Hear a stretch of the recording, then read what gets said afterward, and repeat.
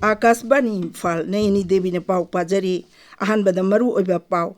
Rajapal Ajay Kumar Bhalana Azad Hind Fauj Linkat Kiba Netaji Subhash Chandra Bose ki mafamda ikai khumnaba utli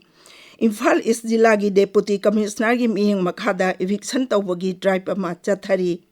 Lok Sabha gi mifamda Bharat ki astronaut Subhanshu Shukla gi maramda khanabaga loinana ikai khumnabu utkadauri amasung China gi foreign ministry amasung Communist Party of China gi Polit Bureau member Wang Yi numit nini gi khongchatang asi Bharata thunglagani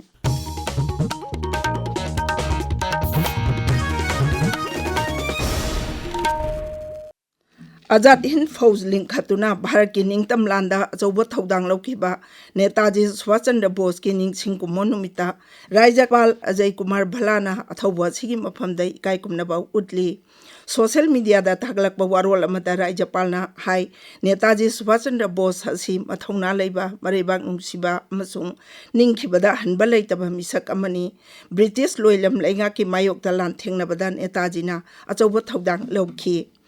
Imphal East Jilagi Dizigi Meeting Makada eviction tawbagi drive ama chathari masigi manung chana SDO amasung SDC sawambungna Sairen thongdagi horaga jail lamkhai phawa mark tawbagi tabak hojik chathari Imphal East DC na eviction gi order thokrabasu miyamgi ihul yenglaga tabak ase hana paikatpani mark tawraga tamlaba jaga sing asi athuba matamda eviction tawragani masida miyamna mating pangbiyo haina su mari leinabo authority Kangalakli Raja Sigi Tigna Ningai Oiba Mafam Singda Security Force na Thibo Humbagi Tabak Zataduna Miam Dagi Namduna Sel Kaibada Jenaba Mio Sing Pagat Baleptri Imphal West Jilagi Lampel Police Station Nakonba Gari Makale Kaidal Thi Humbagi Tabak Zatabada KCP PWG gi Mioi Ama Thangjan Mita Phaki Mioi Asi Tampaki Tongan Tongan Mafam Singda Lairiba School Amasung College Sing Amadi Miam Dagi Namduna Sel Kaibada Chennai Hairi Amaromda drug lalon bada chenabani haiba mioi ahumsu security force na haukiba thangja numita tongan tongan ba mafam singdagi phaki Bishnupur jila gi phagwak chau ikhai police station gi manung chanba kwakta sabal lekai dagi mioi ama sapon kep tarada haplamba heroin powder gram chama tarahumdoi ga konana phaki jila simaki moirang police station gi manung chanba kwakta tera khongsangbi bazar dagi mioi anisu sapon kep kuni thoida haplamba heroin powder gram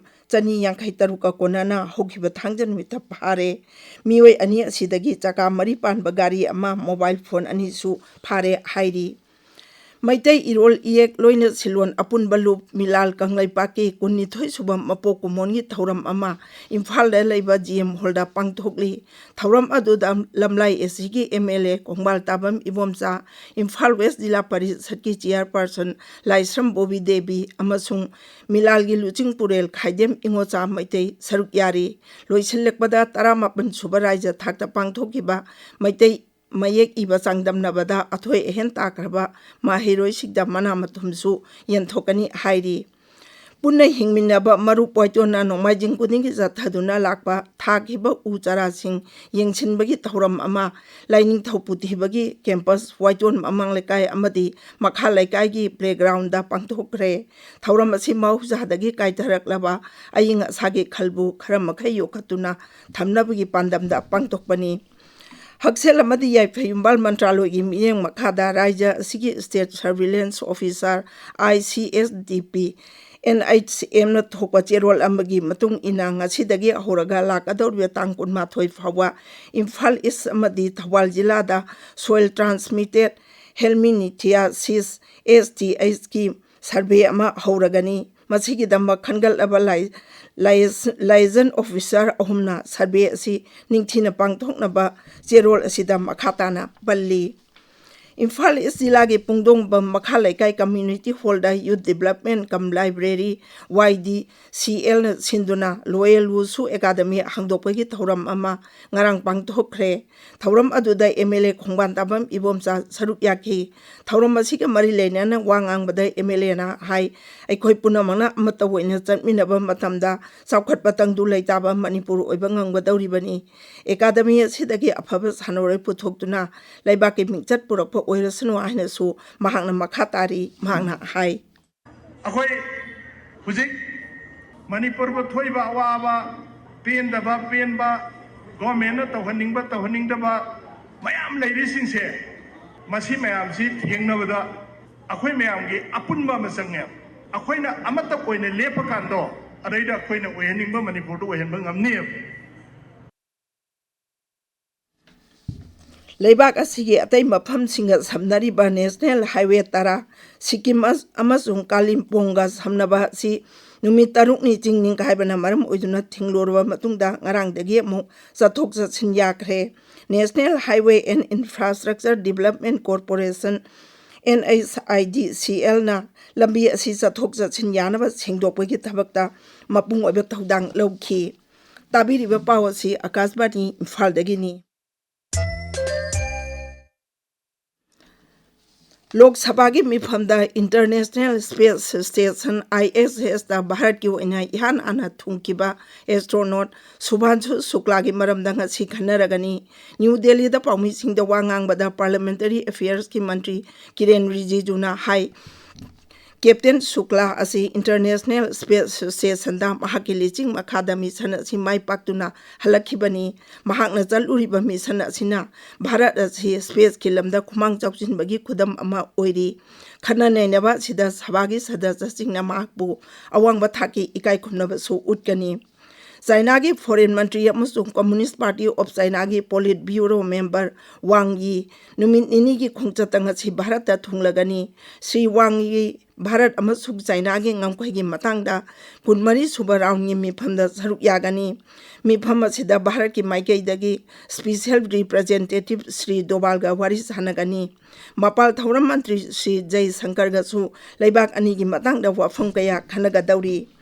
Ayush Mantralaya ki makhada Autonomous Organization ama oina leiriba Rashtriya Ayurveda Vidyapit na sinduna ngasi New Delhi da 30 suba jati thaki seminar ama pangthokani.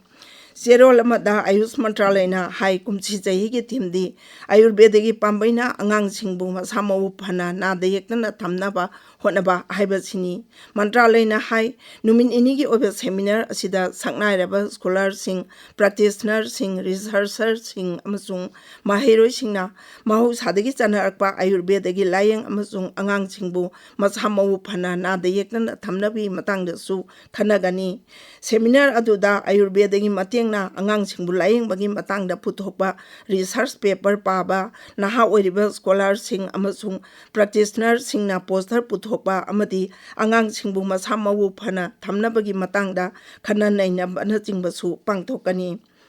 Special Incentive Revision ki makhada Bihar ki electoral roll dagi maming kaktat kraba voter lakh 35 ki list election commission na upload tawkre. Supreme Court na voter list dagi maming kakraba mioi singi list phongdoknaba khangan khibagi matung inai isi aina khongthang asi lokalakpani. National Democratic Alliance NDA na Maharashtra ki Rajyapal oiriba CP Radhakrishnan bu Uparashtrapati Mikhal ki mire poinable authokhiba bu Pradhan Mantri Narendra Modi na taramna okre. Social media da thaglakpa warol amada Sri Modi na hai Sri Radhakrishnan na matam sangna miyangwi thabak tawrakpa asida kathokpa miyoibagi minungsi amasung hiram khudingmakta thabak khudingmakbu hai singna paikatuna lakhi. Pradhan Mantri na hai Sri Radhakrishnan na tongan ba phamching pairakbada sotharaba miyangwi yaipanaba thabak thawrang kaya paikhatlamki. Mahakna Tamil Nadu amasung Madhya Pradesh na chingba maphamsingda Rajyapal oina thabak purakbada saukhat thawrangi thabak kaya paikhatlamki. Aroibada maruiba paw amuanna